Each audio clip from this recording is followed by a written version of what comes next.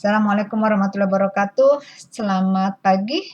Apa kabar semuanya? Semoga kalian ada dalam kondisi yang sehat, siap untuk mengikuti perkuliahan farmakologi kardiovaskuler, pernapasan, dan saluran cerna. Pada sesi ke-6 kali ini, kita akan membahas farmakologi obat antikoagulan dan antitrombosis. Nah, kita lihat apa itu terapi trombolitik. Ya, terapi trombolitik ini adalah terapi klinis yang ditujukan untuk memperbaiki reperfusi jaringan miokardium dengan memperbaiki aliran darah pada pembuluh darah yang tersumbat. Nah, bekuan darah yang ada pada pembuluh darah tentunya itu akan mengganggu aliran darah ke bagian tubuh yang dialiri oleh pembuluh darah. Kalau bekuan yang terdapat pada arteri yang memasok darah ke jantung, bisa menyebabkan serangan jantung. Kalau bekuan terdapat pada aliran darah ke otak, bisa menyebabkan terjadinya stroke. Nah, terapi trombolitik di sini digunakan untuk melarutkan bekuan darah yang akan mengancam kehidupan kalau tidak segera diatasi. Nah, kita pelajari dulu bagaimana proses koagulasi. Saya tidak perlu membahas lebih detail bagaimana proses koagulasi karena sebetulnya sudah dipelajari saat kalian membahas patofisiologi. Nah, ini pembekuan darah, di situ ada protrombin menjadi trombin dengan diaktifasi oleh protrombin activator yang dipicu oleh ion kalsium. Selanjutnya, trombin ini akan merubah fibrinogen menjadi fibrinogen monomer dan terbentuklah fibrin fiber. Selanjutnya terjadi crosslink fibrin fiber diaktifasi oleh trombin yang akan mengaktifasi fibrin stabilizing factor.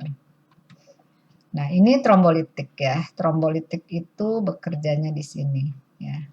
Ini kita lihat, jadi itu tadi trombolitik. Sekarang kita bahas antikoagulan. Antikoagulan di sini zat yang memecah penggumpalan darah dengan cara mengikat kalsium atau dengan menghambat pembentukan trombin yang diperlukan untuk merubah fibrinogen menjadi fibrin dalam proses pembekuan. Nah, pada bagian tadi sudah kita lihat bagaimana proses pembekuan. Nah, antikoagulan dibagi menjadi 3 kelompok. Ada heparin, antikoagulan oral, contohnya adalah hidroksikumarin, misalnya di kumarol, warfarin. Kemudian antikoagulan yang bekerja dengan mengikat ion kalsium, salah satu faktor pembekuan darah. Nah, ini heparin. Heparin ini harus diberikan injeksi, digunakan untuk kasus darurat penghambatan pembentukan trombus. Kemudian farmakokinetiknya pemberiannya parenteral.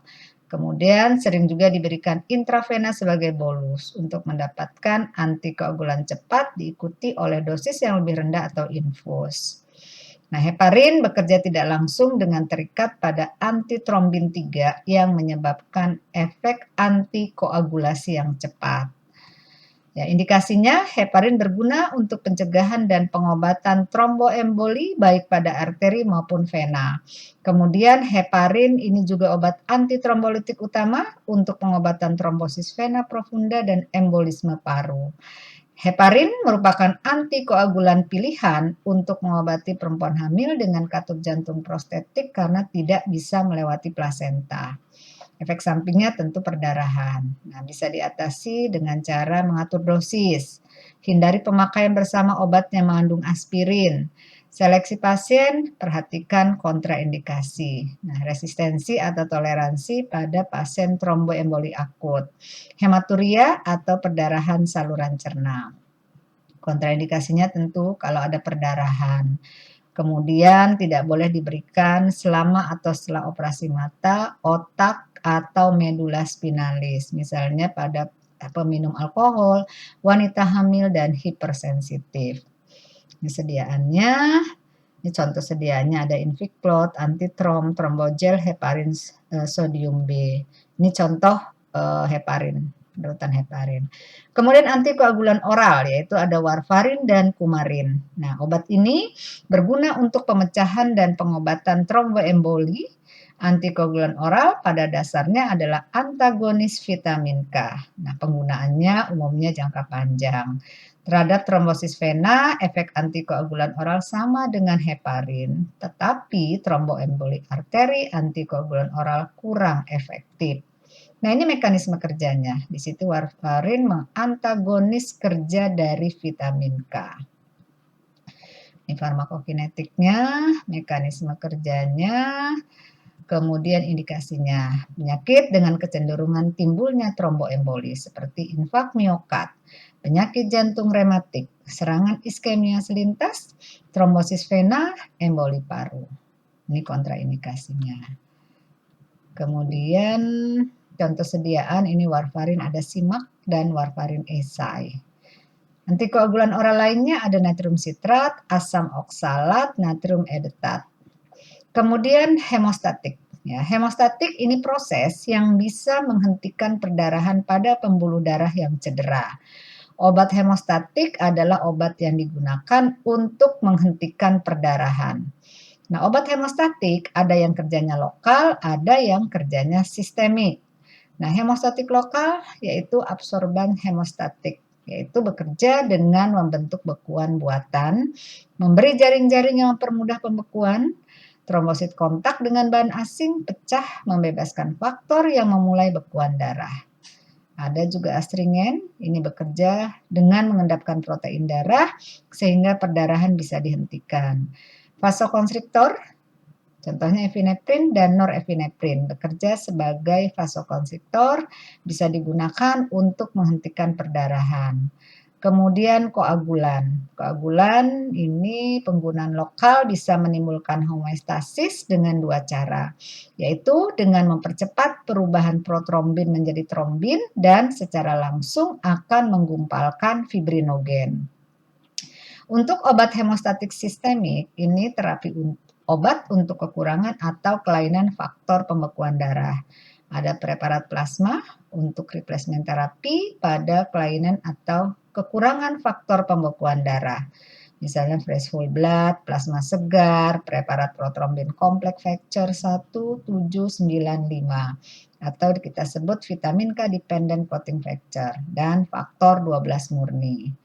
Yang obat hemostatik sistemik adalah vitamin K. Ada alami yaitu Vitka 1 dan Vitka 2, kemudian ada yang sintetik yaitu Vitka 3. Kemudian desmopresin. Ini obat yang bekerja dengan meningkatkan aktivitas faktor 8 pada penderita hemofili ringan. Ya. Kemudian antifibrinolitik bekerja dengan menghambat aktivasi plasminogen sehingga pembentukan plasmin tidak terjadi. Contohnya asam aminokaproat dan asam tranexamat. Secara klinis, obat-obat ini digunakan untuk terapi perdarahan akut pada hemofilia dan perdarahan lainnya. Untuk gangguan adesi trombosit, contohnya etamsilat. Nah, penggunaan klinis untuk perdarahan kapiler menorragia, yaitu perdarahan menstruasi yang berlebihan. Ini trombolitik. Trombolitik melarutkan trombus yang sudah terjadi. Ya. Digunakan pada saat trombus itu sudah terbentuk.